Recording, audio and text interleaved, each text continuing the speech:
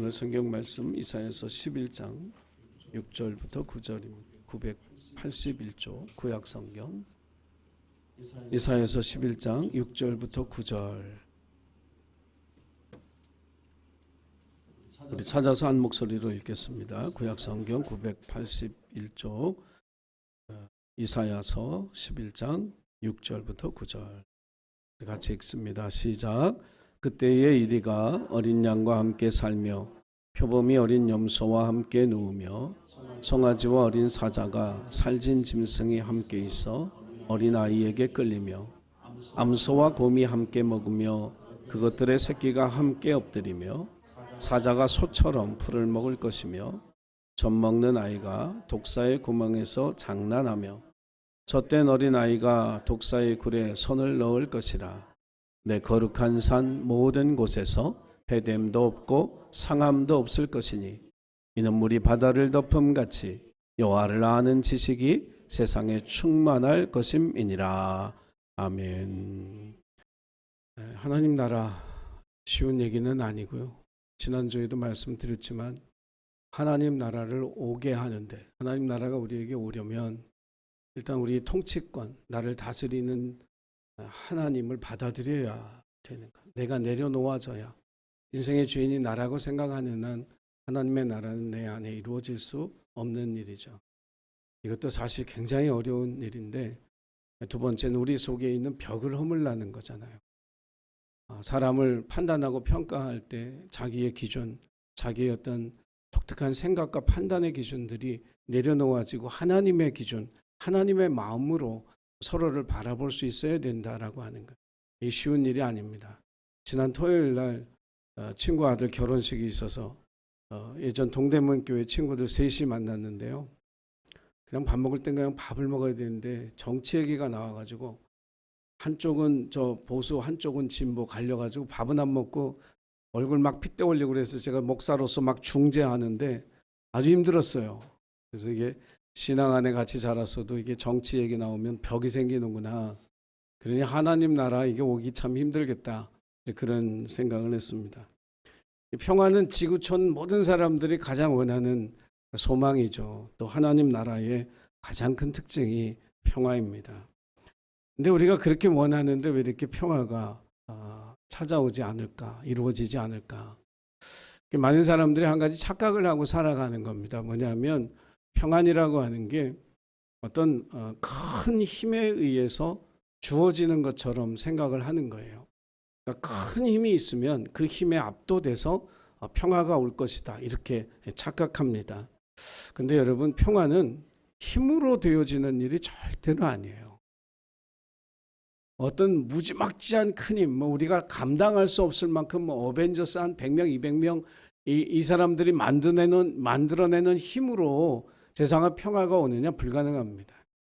어벤져스 영화 보신 분들 계실 텐데 어벤져스 영화의 문제가 뭐냐면 속편이 있다는 거예요. 아니, 악당을 물리쳤는데 더 악한 놈이 나와. 이 어벤져스는 더 강해져야 돼. 그러니까 제가 보기에 어벤져스는 네버엔딩 스토리예요. 끊임없이 반복되고 계속되는 이야기. 그러니까 세상에 평화를 힘으로 이룬다라고 하는 것은 말이 안 되는 얘기다, 이런 얘기입니다.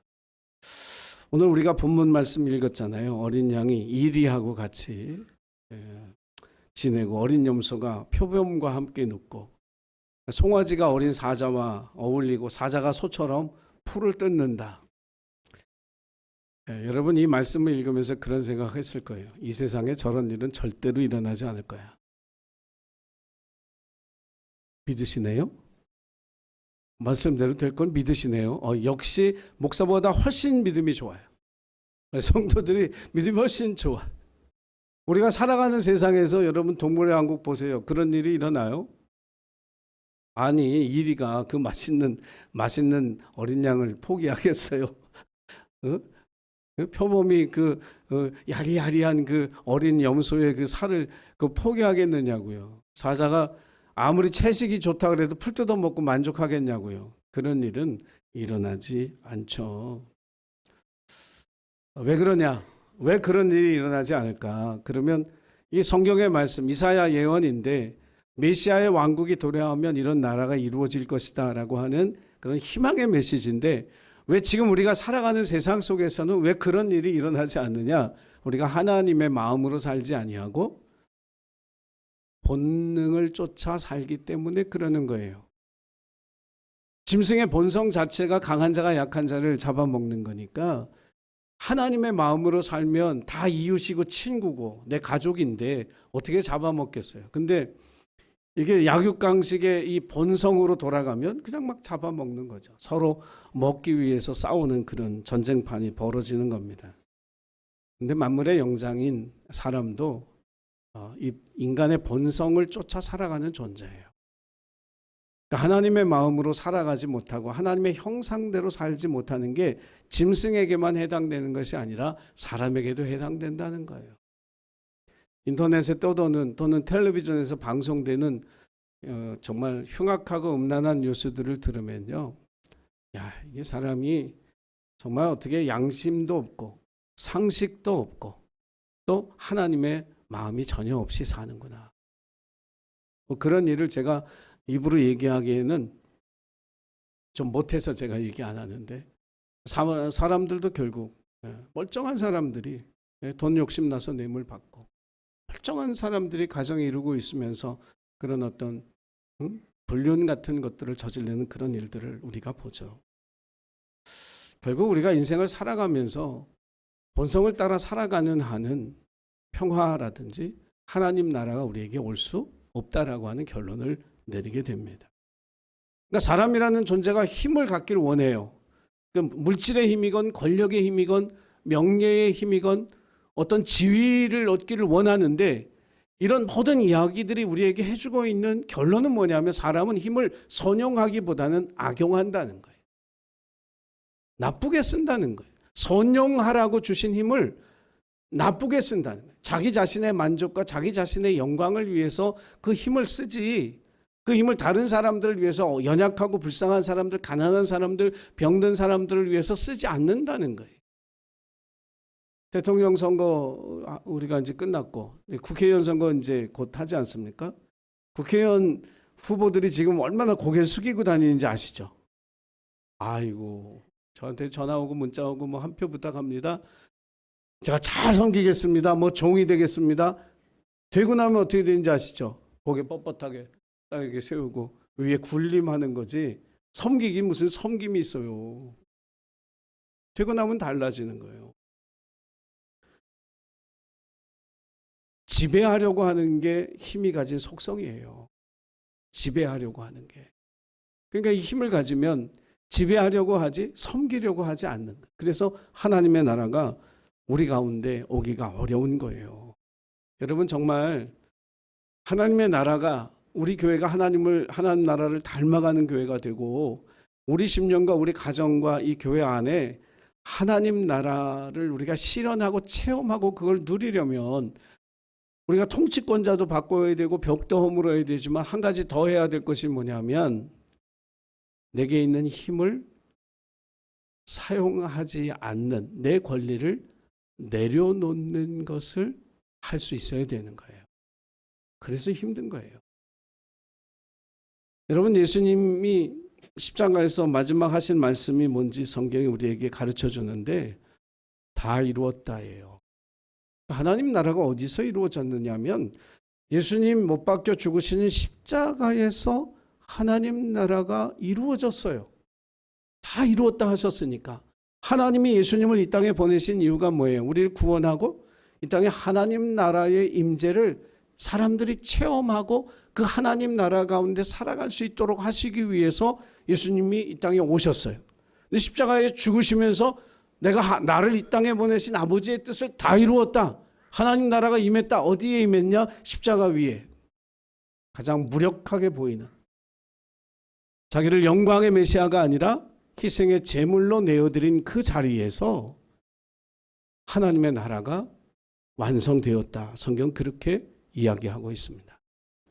복음서를 읽어보면 우리가 예수님의 사역의 특징을 한 가지 발견하게 되는데, 그게 뭐냐면 하나님의 아들이신 그 권능을, 그 능력을 자기 자신을 위해서는 한 번도 사용한 적이 없다는 거예요. 병자를 고쳐주시기 위해서 사용하셨어요. 귀신을 쫓아내 주시기 위해서 사용하셨어요. 풍랑이 있는 바다에 배가 뒤집어질까 봐 죽음의 공포를 느끼는 제자들을 위해서 바람아 풍랑아 잔잔하라, 그 능력 사용하셨어요. 벳세다 들판에 배 쫄쫄 굶는, 정말 말씀을 사모해서 배고픈 그들에게 밥을 먹이기 위해서 예수님 그 능력을 사용하셨어요. 그런데 단 한 번도 자기 자신을 위해서는 그 능력을 사용하시지 않았다는 거예요. 그 단적으로 보여주는 장면이 바로 겟세마네의 기도의 장면이에요. 예수님이 겟세마네 동산에서 기도하실 때 로마 병정들과 대제사장의 하인들이 쫓아와서 예수님을 붙잡으려고 할 때 이 베드로가 칼 들고 대제사장 하인 말고의 귀를 잘라요. 그때 예수님이 하신 말씀이 있어요. 우리 같이 한번 읽어보겠습니다. 마태복음 26장 53절. 자, 시작. 너는 내가 내 아버지께 구하여 지금 12군단 더 되는 천사를 보내시게 할 수 없는 줄로 아느냐. 나에게는 어떤 권능이 있느냐면, 내가 아버지께 기도하면 하나님이 12군단, 로마 군단이거든요.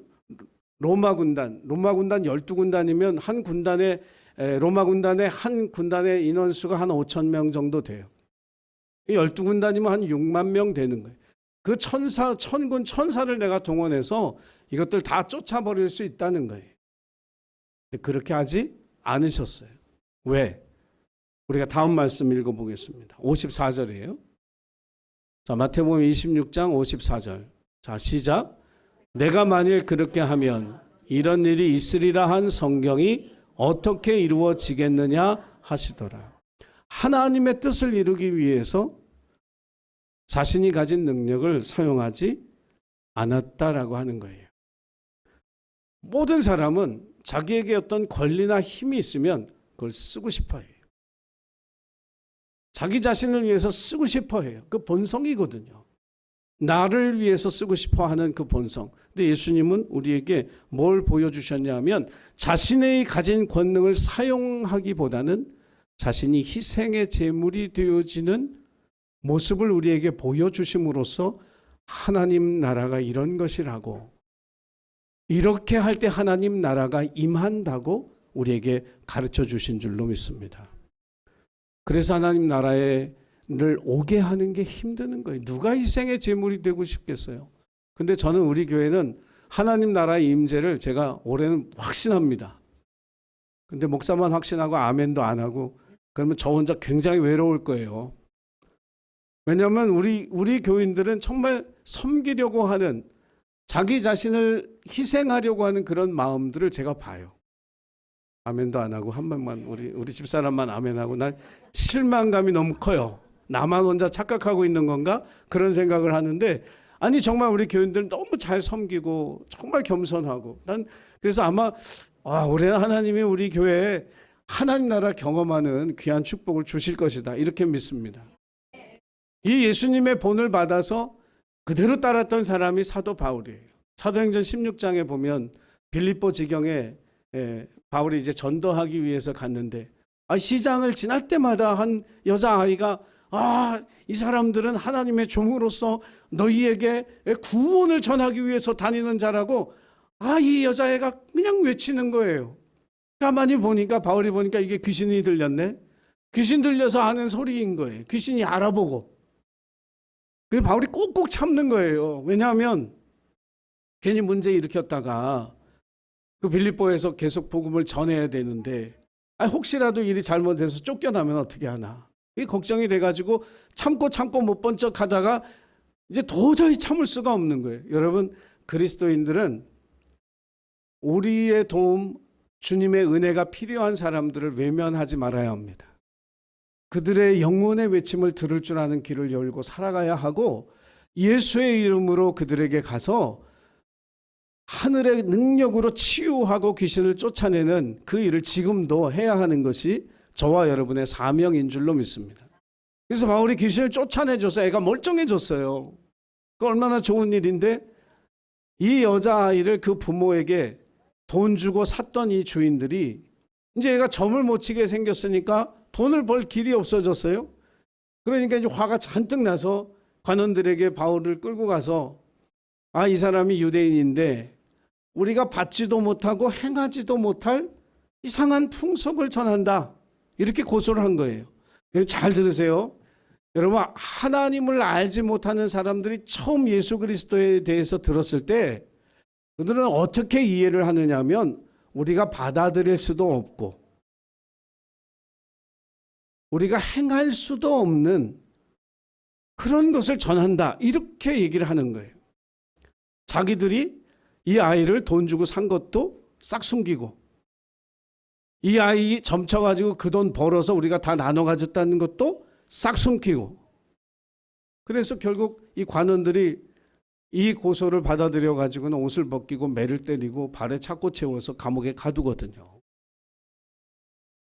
근데 이제 우리가 아는 것처럼 그 밤에 그 옥중에서 찬송할 때 하나님이 역사하셔서 막 옥문이 흔들리고 땅이 흔들리고 문이 열리고 창고가 풀어지고 그러니까 그 간수가 죄수들이 도망간 줄 알고 자살하려고 하는 걸 바울이 우리 다 여기 있으니까 안심해라.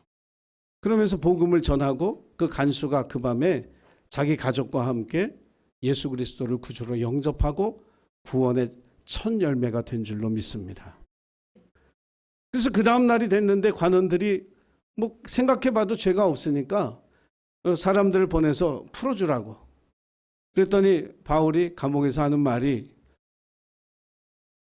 니들이 내가 로마 사람인데 죄도 정하지 않고 나를 때리고 나를 감옥에 가뒀으니 니들이 직접 와서 나한테 사과하고 그리고 나를 여기서 내보내야 할 것이다.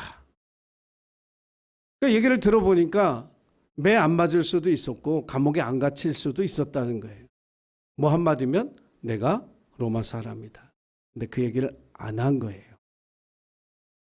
여러분, 그리스도인들은 어떤 일이 우리에게 일어날지는 모르지만 하나님이 우리의 삶에 계획하신 일이 있다고 믿어야 합니다. 그게 믿음입니다. 만약에 바울이 자기는 로마 사람이라고 얘기했더라면 그 밤에 그 간수가 구원받을 수 없었을 거예요. 그 가족이 구원받을 수 없었을 거예요.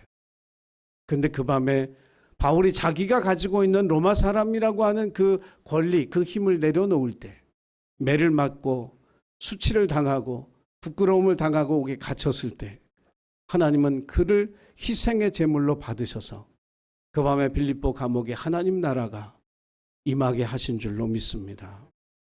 오늘 우리가 해야 될 일이 바로 그거예요. 어렵지만 올 한 해를 살아가면서 내가 가지고 있는 힘, 내가 가지고 있는 권리 그것을 내려놓고 희생의 제물이 되어지는 삶을 살아갈 때 저와 여러분을 통해서 우리 교회 가운데 또 여러분의 삶의 자리 속에 하나님 나라가 이루어질 줄로 믿습니다. 두 번째로 오늘 본문의 말씀 속에 하나님 나라의 임재를 위해서 우리가 해야 될 일, 두 번째는 여호와를 아는 지식이 세상에 충만해야 된다는 거예요. 우리가 좋아하는 찬양이기도 하고요. 또 우리가 잘 아는 말씀 11장 9절에 보면 물이 바다를 덮음같이 여호와를 아는 지식이 세상에 충만할 것이다. 그게 하나님 나라라고 하는 거예요. 여러분, 하나님 나라는 하나님의 나라이기 때문에 우리가 하나님에 대해서 알아야 돼요. 요즘 사람들은 자기가 관심 있는 것에 대해서 배우려고 하잖아요. 저도 올해부터 사이버 대학 등록할 거예요. 저 은퇴하면 청소년 상담하는 거 돕기 위해서 제가 사이버 대학 등록해서 다닐 겁니다. 결심했어요, 제가 올해부터. 그래서 청소년 상담 배우려고. 별로 놀라지도 않고 뭐 좋아하지도 않고 뭐 막사가 알아서 하는 거지 뭐 그런 표정으로 계시는데 배울 거예요. 그래서 진짜 은퇴해서도 내가 뭔가 도움이 되는 곳에서 돕는 일을 해야 되겠다 하는 그런 마음을 하나님 내게 주셔서 기도하고 올해는 등록하는데 제가 숭실사이버대학 사이버대학이 많지만 숭실사이버대학 등록해서 다닐 예정입니다. 요즘은 사실 하나님에 대해서 아는 것에 큰 관심이 없어요. 현실의 삶이 워낙 무겁고 더 큰 비중을 차지하다 보니까 교회를 다니는 교인들도 하나님에 대해서 알긴 알아야 되는데 그 마음은 있는데 실제로 시간을 쓰고 마음을 쏟는 그런 사람들이 드물죠. 근데 하나님을 모르면 어떤 일이 벌어지냐면 남의 걸 뺏어요. 러시아는 자기들 가진 것으로도 제가 보기엔 충분한데 그 우크라이나 그 나라 거 뺐잖아요. 근데 더 악한 것은 뭐냐? 하나님을 잘못 아는 거예요. 이스라엘과 하마스가 전쟁하잖아요. 이스라엘은 야훼 하나님을 믿는 사람들이고 이 하마스는 알라 하나님을 믿는 사람들이잖아요.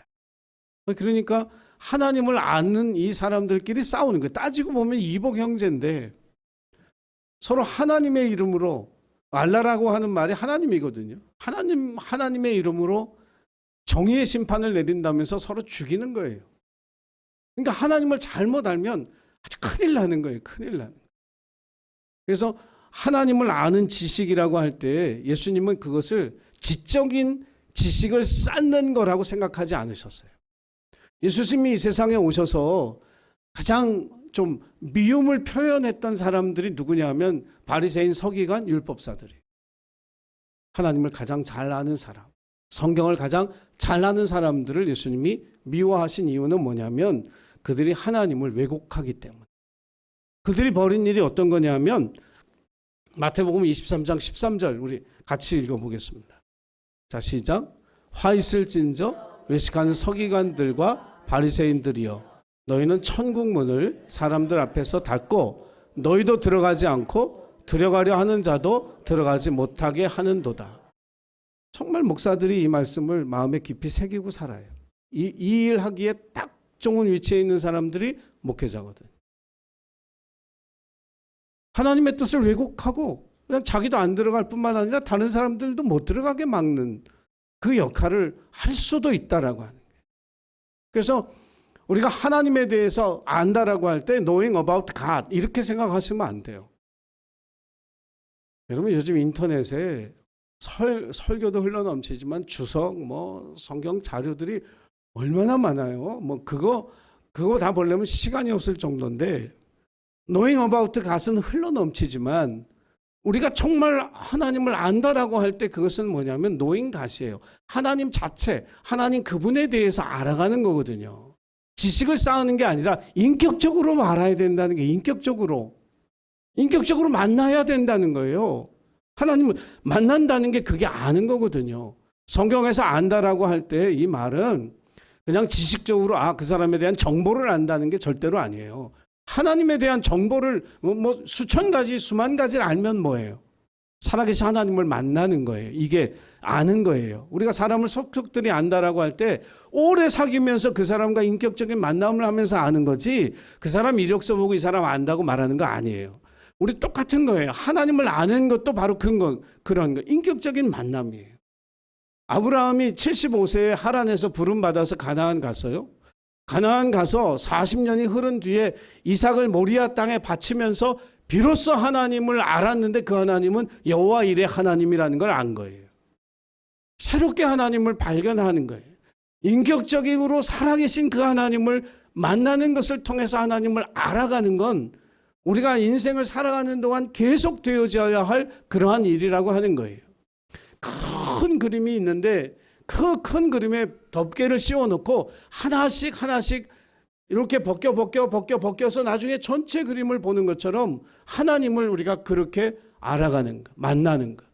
여러분 그래서 정말 우리가 인생을 살아가면서 올 한 해를 지내면서 우리 일부 예배 때 제가 교사들에게도 그 말씀 드렸지만은 지식적으로 아이들에게 하나님을 가르쳐주는 지식을 전달하는 교사가 되지 말고 아이들이 하나님을 만날 수 있도록 돕는 길잡이가 되는 교사가 되십시오.